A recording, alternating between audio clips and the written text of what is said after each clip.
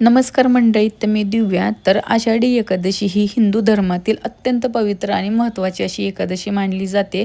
तर या दिवशी भगवान श्री विठ्ठल आणि माता रुक्मिणी यांची भक्तिभावाने पूजाही केली जाते. तसेच लाखो वारकरी पायी चालत पंढरपूरला जातात, विठुरायाचे दर्शन घेतात.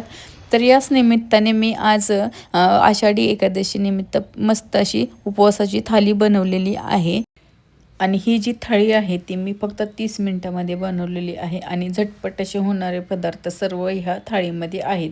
चला तर पाहूयात पहिली रेसिपी. तर आता मी 1 वाटी साबुदाणा घेतलेला आहे.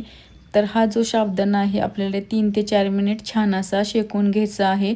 त्याचा कलर आपल्याला बदलू द्यायचा नाही. त्यानंतर हा साबुदाणा आपल्याला एका भांड्यामध्ये काढून घ्यायचा आहे थंड होण्यासाठी. तर आपल्याला एका कढईमध्ये 1 चमचे तेल घालायचं आहे. त्यानंतर त्यामध्ये पाव चमचे आपल्याला जिरा घालायचा आहे आणि 1 चमचा मी बारीक केलेली हिरवी मिरची घातलेली आहे आणि त्यामध्ये आपल्याला 2 ते 3 बटाटे आहेत, मी ते उकडून घेतलेले आहेत. त्याची सर्व साले काढून घेतलेली आहेत आणि ही छान असा बटाटा आपल्याला 2 ते 3 मिनिटासाठी परतू द्यायचा आहे. त्यानंतर त्यामध्ये थोडासा मोठा शेंगदाण्याचं कूट 1.5 चमचे मी ते घातलेलं आहे आणि चवीपुरतं मीठ घातलेलं आहे. तर तुम्ही बघू शकता मस्त असा उपवासाचा बटाटा आपला तयार झालेला आहे. त्यानंतर पाहूयात आपला उपवासाचा दुसरा पदार्थ. तर आता साबुदाणा थंड झालेला आहे. तर आता 1 वाटी साबुदाण्यासाठी पाव वाटी आपल्याला इथे भगर घ्यायची आहे आणि मिक्सरच्या भांड्यामध्ये घालून एकदम बारीक असं हे वाटून घ्यायचं आहे आणि चाळणीच्या साहाय्याने हे आपल्याला चाळून घ्यायचं आहे. तर तुम्ही ते बघू शकता किती एकदम बारीक असं मी हे वाटलेलं आहे. तसेच या पिठामधलं 2 चमचे पीठ आपल्याला पोळी लाटण्यासाठी ठेवून द्यायचं आहे. तर 1 वाटीसाठी आपल्याला 1 वाटीच खिसलेला बटाटा पण त्यामध्ये घालायचा आहे. उकडलेला बटाटा घेतलेला आहे मी. त्यानंतर त्यामध्ये मी हिरवी मिरची घातलेली आहे 2 चमचे आणि चवीपुरतं मीठ घालून हे पीठ जे आहे ते व्यवस्थित पद्धतीने आपल्याला मळून घ्यायचं आहे आणि या पिठाला थोडंसं तेल लावून आपल्याला हे पीठ 10 मिनिटासाठी ठेवून द्यायचं आहे. त्यानंतर आता मी एका मिक्सरच्या भांड्यामध्ये 4 ते 5 हिरव्या मिरच्या घेतलेल्या आहेत. 2 चमचे मोठं शेंगदाण्याचं कूट घेतलेलं आहे आणि थोडंसं पाणी म्हणजे अर्धा वाटी पाणी घालून याची एकदम बारीक अशी पेस्ट करून घ्यायची आहे. तर तुम्ही शेंगदाणे पण घालू शकता भाजलेले. त्यानंतर आपल्याला कढईमध्ये तेल ठेवायचं आहे तापण्यासाठी. तर 1 चमचे मी तेल यामध्ये घातलेलं आहे आणि त्यानंतर ही जी बारीक केलेली पेस्ट आहे त्यामध्ये घालायची आहे आणि वरतून 1 ग्लासभर पाणी आपल्याला त्यामध्ये घालायचं आहे आणि छान अशी एक उकळी ह्या आमटीला येऊ द्यायची आहे. त्यानंतर त्यामध्ये आपल्याला घालायचं आहे चवीपुरतं मीठ आणि आमटी 10 ते 15 मिनिटे छान अशी उकळू येऊ द्यायची आहे. आणि जेव्हा या आमटीला छान अशी उकळी येईल तेव्हा गॅस बंद करायच्या आधी 2 मिनिट त्यामध्ये मी चिंचेचं पाणी घातलेलं आहे. गूळ आणि चिंचेचं पाणी मी आधीच घरी तयार करून ठेवलेलं होतं. ते ऑप्शनल आहे, जर तुम्हाला घालायचं असेल तर तुम्ही घालू शकता आणि जर नसेल घालायचं तुम्ही नाही घातलं तरी चालेल. तर मस्त अशी ही आमटी आपली तयार झालेली आहे. तर त्यानंतर ह्या पोळ्याचं पीठ पण छान असं 10 मिनिटांनी आपलं भिजलं गेलेलं आहे. तर आपल्याला इथे आता एक छान असा गोळा तयार करून घ्यायचा आहे आणि तो गोळा पिठामध्ये घालून त्याचे छान अशी पोळी आपल्याला इथे लाटून घ्यायची आहे. तर तुम्ही इथे बघू शकता की मी कशी पोळी लाटणार आहे ते.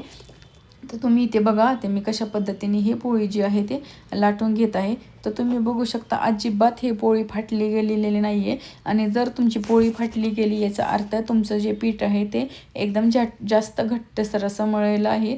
तर पीठ मळताना मीडियम अशाच पद्धतीनेच हे पीठ मळायचं आहे आणि जर तुमची पोळी जर फाटली गेली असेल तर तुम्ही ताटाच्या साहाय्याने गोल ह्या पोळीला करू शकता.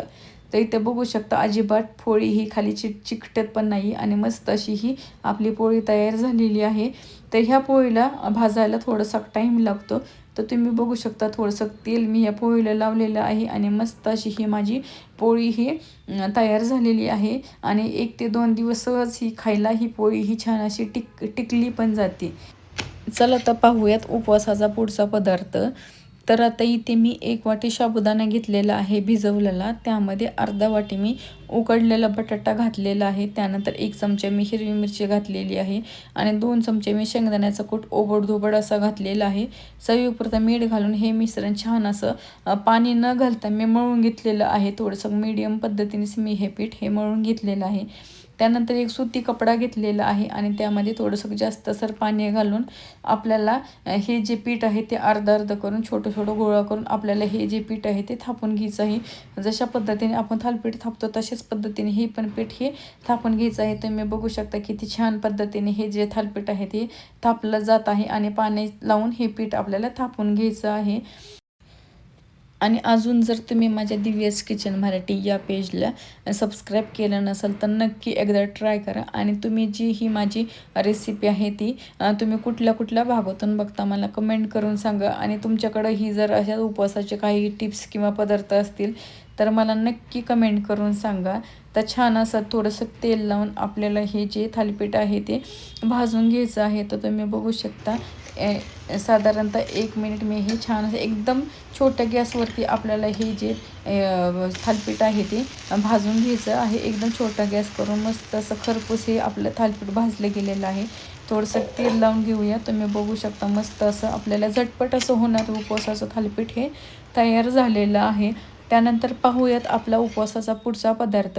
त्यासाठी मी इथे एक शेंगदाणे घेतले आहेत. 1 वाटी शेंगदाणे कच्चेच घेतलेले आहेत. 4 ते 5 हिरव्या मिरच्या घेतलेल्या आहेत. तिखट हिरव्या मिरच्या आहेत. मस्त अशी आपली याची पेस्ट करायचं आहे. पण ओबड असं हे आपल्याला इथं मी वाटून घेतलेलं आहे. तुम्ही इथे बघू शकता. त्यानंतर 1 चमचे मी तेल घातलेले आहे. तर कढईमध्ये आपल्याला पाव चमचा जिरा घालायचा आहे. तुम्ही जर जिरे खात नसताल तर नाही घातलं तरी चालेल. आणि जी ही पेस्ट केलेली होती ती त्या आपल्याला कढईमध्ये घालून त्यामध्ये चवीपुरतं मीठ घालायचं आहे. आणि 1 ते 2 मिनटासाठी छान असं आपल्याला हे परतून घ्यायचं आहे. आणि त्यानंतर थोडंसं मी जसं पद्धतीने हे पसरवलं आहे तशा पद्धतीने पसरवून कमीत कमी 1 ते 2 मिनिट छान असं हे शेंगदाण्याचं कूट आहे ते भाजून घ्यायचं आहे. तर उपवासाची झटपट अशी शेंगदाण्याची चटणी ही आपली तयार झालेली आहे. तुम्ही बघू शकता किती मस्त अशी शेंगदाण्याची चटणी तयार झालेली आहे. त्यानंतर उपवासाचा लास्ट पदार्थ आपण पाहूयात. 1 वाटी शेंगदाणा घेतलेला आहे. छान असा मी शेंगदाणा भाजून घेतलेला आहे. त्यानंतर कढईमध्ये आपल्याला 2 चमचे तूप घालायचं आहे. त्यानंतर त्यामध्ये आपल्याला 10 काजू आणि 10 बदाम हे छान असे तळून घ्यायचे आहेत. आणि त्यानंतर शेंगदाणे आणि काजू बदाम ओबडधोबड पहिले वाटून घ्यायचं आहे. एकदम बारीक असा कुट्टा याचा करू नका. आणि त्यामध्ये मी पाऊण वाटी गूळ खिसल्या घातलेला आहे. आणि हे सर्व मिश्रण एकत्र करून पुन्हा एकदा त्यामध्ये 2 ते 3 चमचे मी इथे तूप घालून पुन्हा एकदा हे सर्व मिश्रण मी थोडंसं कमी वाटून घेतलेलं आहे. तर तुम्ही बघू शकता मी कशा पद्धतीने हे जे मिश्रण आहे ते वाटून घेणार आहे. तर मस्त असे शेंगदाण्याचे लाडू माझे तयार झालेले आहेत.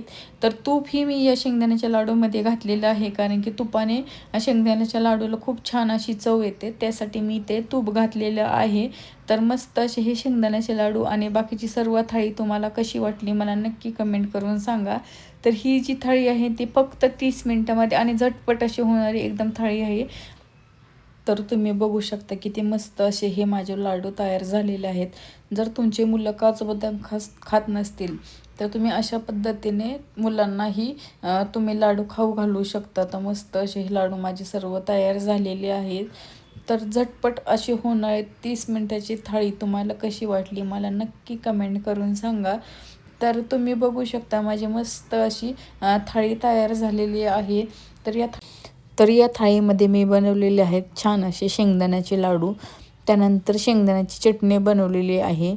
बटाट्याची सुक्की भाजी बनवलेली आहे. मस्त अशी मी आमटी बनवलेली आहे. त्यानंतर साबुदाण्याचे थालीपीठ बनवलेले आहेत आणि साबुदाण्याच्या पोळ्या पण बनवलेल्या आहेत. तर तुम्हाला माझी ह्या सर्व रेसिपी कशा वाटल्या कमेंट करून सांगा. धन्यवाद.